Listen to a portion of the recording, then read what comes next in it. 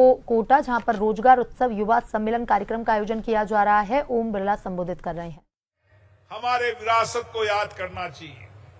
ये राजस्थान की विरासत शौर्य वीरता की धरती की विरासत है। त्याग समर्पण की, वीरांगनाओं के बलिदान की धरती है।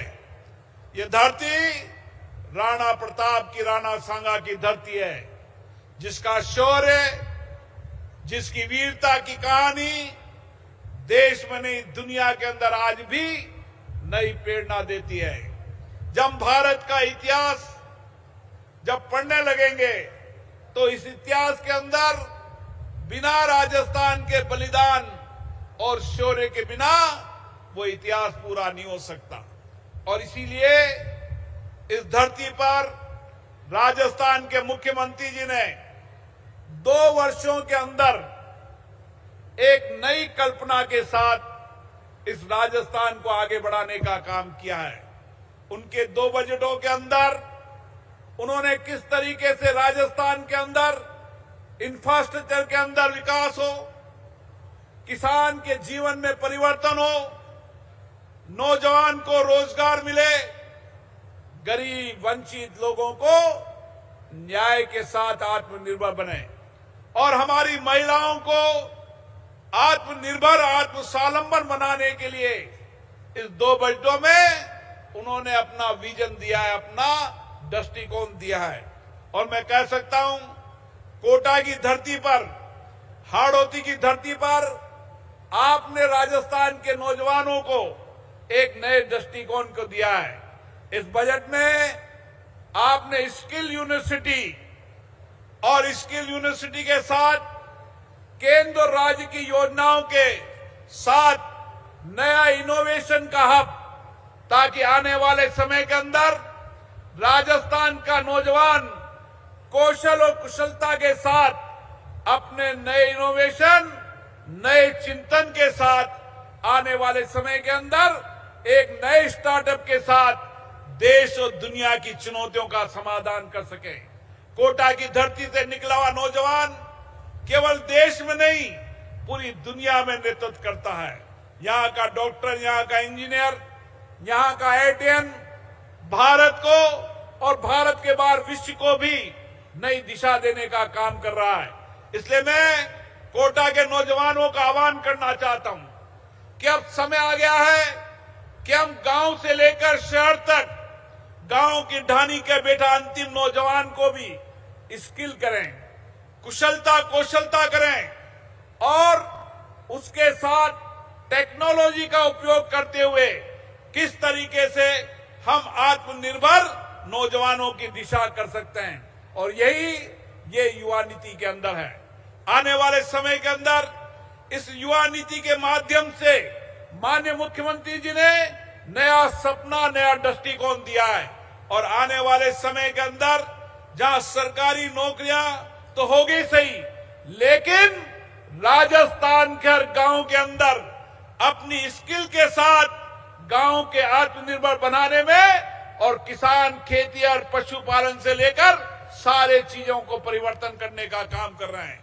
आने वाले समय के अंदर कोटा के अंदर मदर डेयरी के साथ गांव ढानी के अंदर पशुपालन और यहाँ के सब्जी विक्रेताओं को नई दिशा देंगे, क्योंकि कोटा वह शहर है जहां आने वाले समय के अंदर इंफ्रास्ट्रक्चर के रूप में एक नया विकास मिलेगा। भारत के प्रधानमंत्री माननीय नरेंद्र मोदी जी और मुख्यमंत्री जी ने जब राजस्थान के मुख्यमंत्री बने और इसी मैदान से भारत के प्रधानमंत्री ने कहा था, जब हमारी राजस्थान में सरकार आएगी तो हम कोटा में एयरपोर्ट बनाएंगे। और आज एयरपोर्ट का टेंडर हो चुका है। बहुत शीघ्र अगले 2 महीने में एयरपोर्ट का काम शुरू हो जाएगा।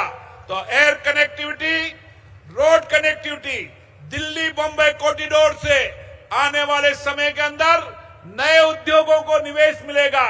किसान मजदूर को अपना काम, अपनी खेतियार, अपनी सब्जी फल के लिए दिल्ली और बॉम्बे में 4 घंटे और 7 घंटे के अंदर दिल्ली पहुंच जाएगा, ताकि यहाँ का हाड़ौती का किसान भी आत्मनिर्भर होगा।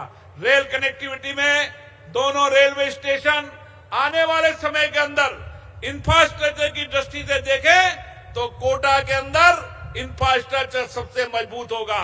यहाँ की चंबल नदी, यहाँ का पर्यटन का विकास, मुकंदरा का, रामगढ़ का, यहाँ की चंबल नदी के अंदर जल स्पोर्ट, ऐसे बहुत सारे काम इस बार बजट में लिए हैं। इसलिए मैं कह सकता हूं आने वाले समय के अंदर हाड़ौती का विकास एक नए आयाम की ओर लेगा।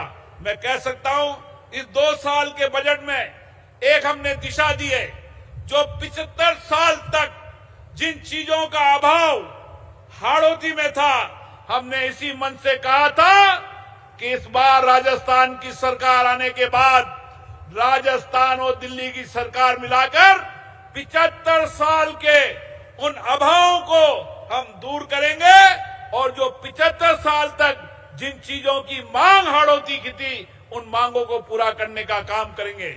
इसलिए गांव-गांव में इंफ्रास्ट्रक्चर हो, चाहे पीने का पानी हो, चाहे हर खेत को पानी हो, इसके साथ बिजली की कनेक्टिविटी और आने वाले समय के अंदर जो इंफ्रास्ट्रक्चर के साथ टेक्निकल रूप से यहाँ का कृषि विश्वविद्यालय और आने वाला समय जो माननीय मुख्यमंत्री जी ने यहाँ का पशु विश्वविद्यालय दिया है, उससे आने वाले का समय में कृषि और पशुपालन मिलकर भारत को, राजस्थान को आत्मनिर्भर और हाड़ौती को आत्मनिर्भर बनाने की दिशा में बहुत बड़ा योगदान देगा। मैं राजस्थान के मुख्यमंत्री जी को धन्यवाद दूं, जिन्होंने राजस्थान समिट के माध्यम से देश और दुनिया के लोगों को राजस्थान में निवेश के लिए आकर्षित किया है, क्योंकि राजस्थान में निवेश की बहुत संभावना है। इसलिए राजस्थान में निवेश के साथ और आने वाले समय के अंदर दुनिया का सबसे अच्छा पर्यटन प्रदेश है तो राजस्थान है। इस दृष्टिकोण से हम राजस्थान को नई ऊंचाइयों की ओर लेकर जाएंगे।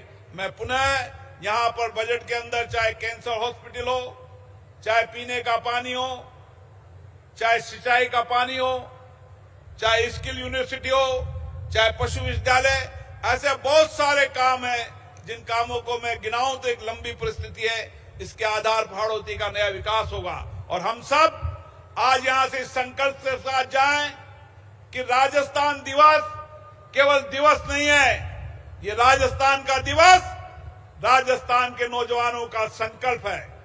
राजस्थान का नौजवान इस राजस्थान को विकसित राजस्थान बनाएगा और जब विकसित राजस्थान बनेगा तो भारत विकसित बनेगा और हमें यहां से यही संकल्प लेके जाना है। इसी आत्मविश्वास के साथ, इसी संकल्प के साथ मैं मेरी जिम्मेदारी के साथ राजस्थान के विकास में मेरा योगदान होगा और मेरा कितना भी सामर्थ्य और जितनी भी मेरी शक्ति है, उस सामर्थ्य और शक्ति के साथ इस राजस्थान को इस हाड़ौती के विकास की ओर लेके जाऊंगा। पुनः मैं राजस्थान के मुख्यमंत्री जी को धन्यवाद देता हूं, जिन्होंने आज इस कोटा की धरती से युवा नीति, युवाओं को रोजगार देने का जो कार्यक्रम शुरू किया है, उसके लिए उनको बहुत बहुत धन्यवाद, बहुत बहुत साधुवाद।